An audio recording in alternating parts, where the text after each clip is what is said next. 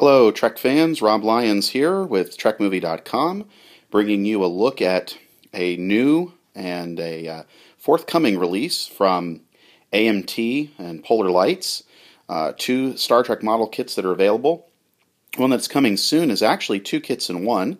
It's the Classic Enterprise in both 650 scale and 1/1000 scale.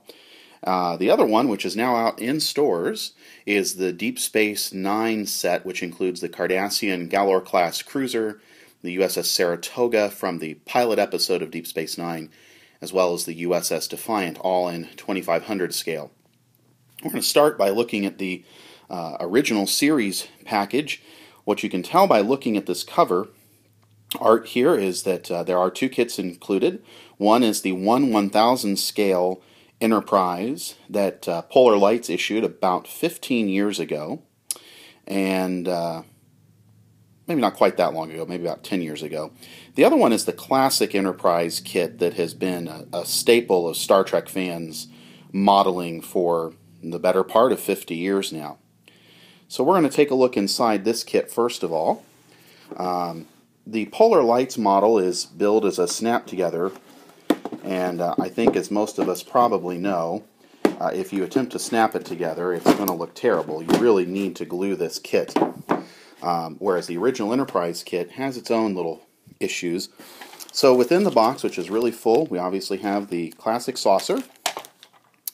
This is for the 650 kit.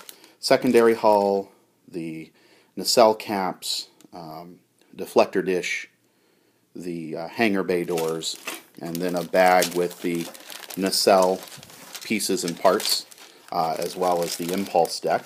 All of these included in here. One thing I do want to make a note of right away with regards to the primary hull is you may notice it's very shiny and smooth. This does not include the grid lines, which have been a part of this kit now since the mid-1970s. They are gone. This will make many modelers very happy. It does, however, still include the inaccurate dimples on the lower face of the saucer, as well as the window etchings. I'm not sure if my camera is going to give you enough definition to see that, but those window etchings are still there that have been a part of the kit. There does appear to be some pretty good size chunks of flashing, but nothing that an experienced modeler won't be able to take care of on the saucer. I will say that this is more than I've had on my last two editions of this kit that I've built.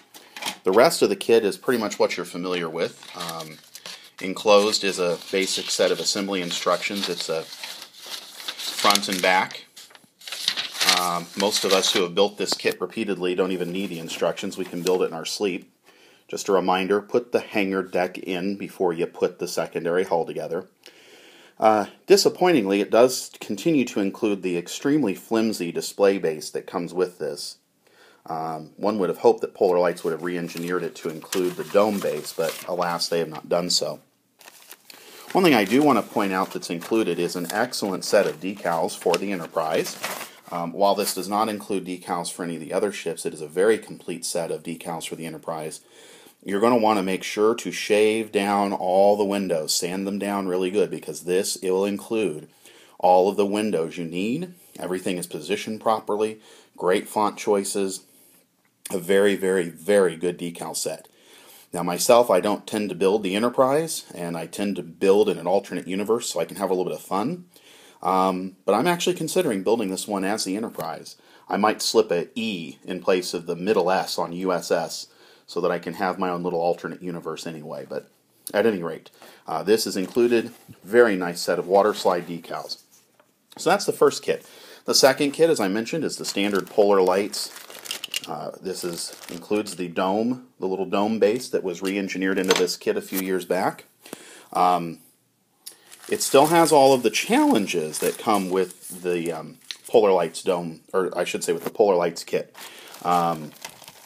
The running lights, for example, on the saucer, which don't really fit all that well and require a bit of trimming. The very difficult way, setup here on, for example, trying to get this in the picture here, the way that the nacelle pylons go together and then also the way they join to the secondary hull end of the nacelles. I've mentioned that this is really not, in my opinion, a snap-together kit. When you try to snap it together, the nacelles hang wonky, there are giant gaps. This really is in order to make it look good, it really is a kit that you need to glue. I will say, however, it is serviceable if you snap it together. I've seen a few nice versions of it done that way. It is a complicated kit, so if you're working on this, the box suggests ages 10 and up. You're going to definitely want to be working with a young man or woman in your life who's trying to build this with you. One thing I was particularly disappointed in the kit, though, is the decision to only include a page of stickers. That's all these are, is stickers. There are no water slide decals included for the 1/1000 kit. Fortunately, I've built enough of these that I've got a bunch of decal sheets left over, and I will tell you, I'm disappointed because I have a 5-year-old who 2 years ago helped me build a 2500 scale kit, and not only could she help me to paint, but she helped me position water slide decals, so I feel pretty good about allowing a kid to do decals of that nature, so that's a little disappointment. Maybe a future edition of this kit will correct that. The manufacturer's suggested price on this particular kit is running around $39. However, there are places that are accepting pre-orders now for as low as $30.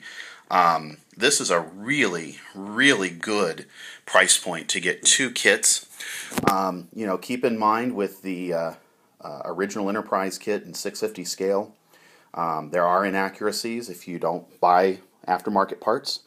But as a guy, I've put this kit together probably a dozen times in my life, and it never gets old. It's a fun kit to build, even in spite of its frustrations. So I would highly recommend this kit. Ironically, I would probably recommend the 650 kit for the kid, even though it's a glue together, with the 1/1000 kit for the adult.